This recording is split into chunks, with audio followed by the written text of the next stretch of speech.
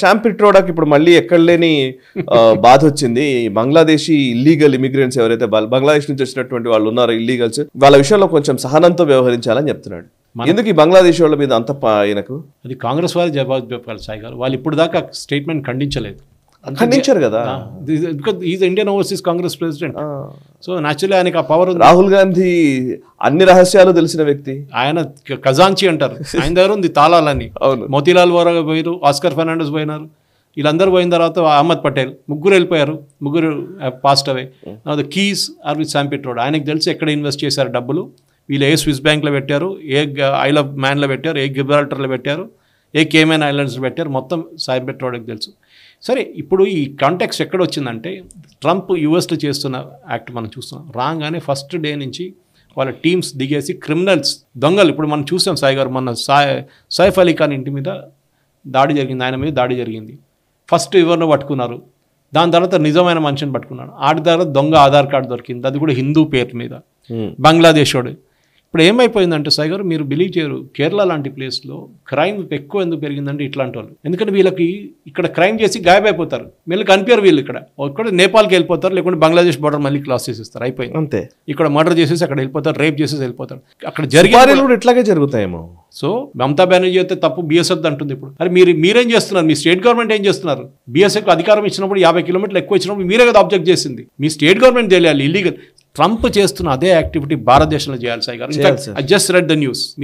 మనం as we are debating this news వస్తుంది that Modi is going to take the same steps Bangladesh వాళ్ళని భారతదేశం నుంచి బయటకు తీయడానికి. వెరీ నైస్ చప్పట్లు కొట్టి చెప్పాలి. ఎందుకంటే అది ఫైనలీ అవుతుందా లేదా ఇంకోటి చూడాలి. ఎందుకంటే మన దగ్గర అప్పుడే ఏడవడం మొదలు పెడతారు కానీ మన వాళ్ళు జరగాలి సార్ అది. ఎందుకంటే మన దేశం మనది సాయి గారు. యుఎన్హెచ్సిఆర్ వాళ్ళు రెఫ్యూజీ కార్డు ఇచ్చారని చెప్పి మేమెందుకు పెట్టుకోవాలండి వీళ్ళని, రోహింగ్యాలని, వీళ్ళందరినీ? రోహింగ్యాలు సపరేట్ అండ్ లెటర్స్కి బంగ్లాదేశీ సపరేట్. సాయి రెండు కేసులు ఐ థింక్ మన ప్రేక్షకులు కూడా అర్థం చేసుకోవాలి. రోహింగ్యా అనే వాళ్ళు వచ్చింది ముస్లిమ్స్ ఫ్రమ్ మయన్మార్, బంగ్లాదేశ్ నుంచి మన దేశంకి వచ్చిన. ఇప్పుడు బాంబేలో ఒక చిన్న మర్డర్ కేసులో, అటెంప్ట్ మర్డర్ కేసులో పట్టుకున్న మనిషిని ఇట్లా ఉంటే సాయి గారు ఎంతమంది ఉన్నారు ఆలోచించండి. ఎంత దొంగ ఆధార్ కార్డు తయారు చేశారు. దీనికన్నా ముందు కూడా 2 సెంటర్స్ పట్టుకున్నారు west Bengal, Aadhaar card, fake Aadhaar card distribute చేసిన వాళ్ళు ఎక్కడ పెరుంబావర్ అని చెప్పి కేరళలో ఒక సిటీ, ఒక టౌన్ ఉంది సాయి గారు, అక్కడ 90% ఇలే. వెస్ట్ బెంగాల్ అంటారు కానీ మొత్తం వాళ్ళ లాంగ్వేజ్, వాళ్ళ భాష చూస్తే క్లియర్గా తెలిసిపోతుంది వీళ్ళు వెస్ట్ బెంగాల్ కాదు, వీళ్ళు బంగ్లాదేశ్ నుంచి వచ్చిన వాళ్ళని.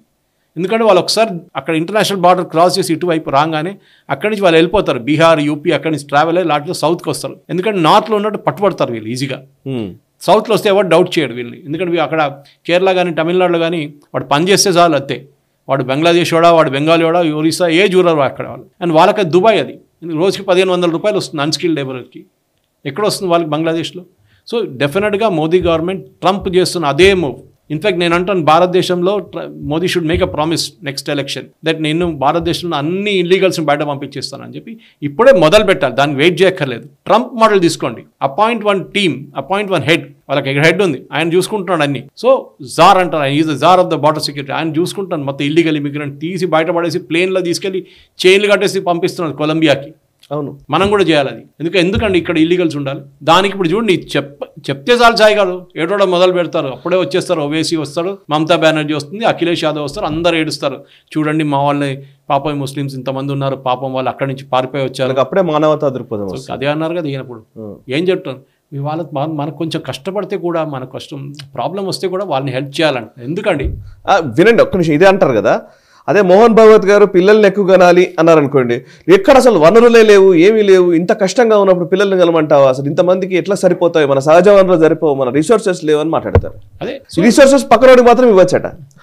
వీళ్ళు పూర్ కానివ్వండి, హంగ్రీగా, వాళ్ళకి తినలేదంటే తిండి పెడతామే. వాళ్ళ దేశంలో వెళ్ళి మొన్ననే 500 టన్నులు ఇచ్చాం కదా బియ్యం లేదని చెప్తే, ఇచ్చాంగా, అక్కడే ఉండండి, తినండి. అరే మీరు అక్కడ వచ్చి ఇక్కడ వచ్చి మా దగ్గర వచ్చి మా దాని మీద ఎందుకు చేస్తున్నారు?